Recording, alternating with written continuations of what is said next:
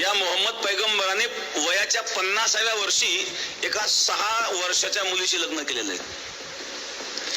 एक मनुष्य 50 वर्षाचा मनुष्य 6 वर्षाच्या मुलीशी लग्न करतो, यापेक्षा कोणता अत्याचार असू शकतो? ज्यांचे आदर्श असे आहेत ते काय वागतील?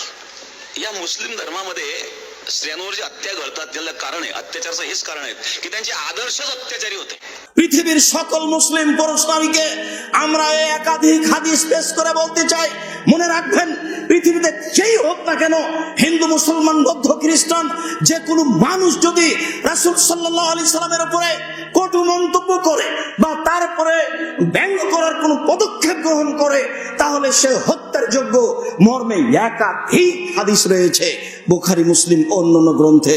অতএব পৃথিবীর সকল মুসলিমকে যেভাবে সম্ভব, অন্য বন্ধ করে হোক, বদদুয়া করে হোক, যেভাবে সম্ভব আপনার বক্তব্য দিয়ে হোক, সমাবেশ করে হোক, যেভাবে সম্ভব তার বিরোধিতা করতে হবে। এটাই ঠিক। পৃথিবীর সকল মুসলিম সরকারকে এরকম সরকারের বিরুদ্ধে কটূক্তি করা, কটু মন্তব্য করা ব্যক্তির উপরে পদক্ষেপ নিতে হবে। এটা পৃথিবীর প্রত্যেকটা মুসলমানের উপরে দ্বীনি দায়িত্ব, ধর্মীয় দায়িত্ব। কিছুই যদি সম্ভব না হয় তাহলে বলতে হবে আল্লাহ তুমি তাকে ধ্বংস করো। কোনটাই যদি সম্ভব না হলে তাহলে মানুষকে এই পর্যন্ত বলতে হবে, সম্মানিত দ্বীনি মুসলিম ভাই বোন, একাধিক হাদিস রয়েছে জুমার খুতবা।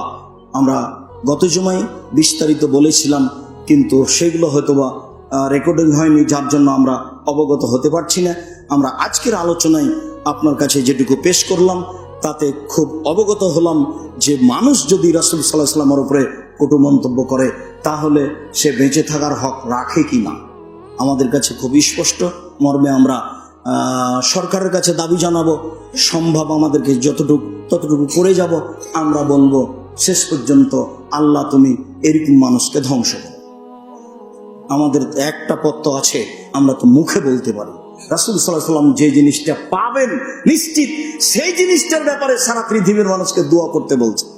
তা আমরা এটা তো একটা দ্বীনি জিম্মেদারি মর্মে এরকম লোকের ধ্বংস কামনা করা আমাদের জন্য জরুরি।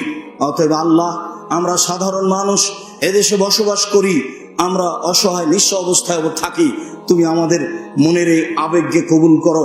যারা রাসূল সাল্লাল্লাহু আলাইহি ওয়াসাল্লামকে ব্যঙ্গ করে বা যারা কটু মন্তব্য করে তুমি তাদেরকে ধ্বংস করো। তুমি সর্বশক্তিমান, তুমি তাদের বিচার করো। যেভাবে তোমার কাছে পৃথিবীর মানুষকে দেখানোর জন্য বিচার করা সহজ, তোমার কাছে সবই সহজ। পৃথিবীর মানুষ যেন দেখতে পাই যে তার উচিত মতো বিচার হয়েছে, এটাই তোমার কাছে আমরা দাবি জানাচ্ছি। তুমি আমাদের দাবি কবুল করো।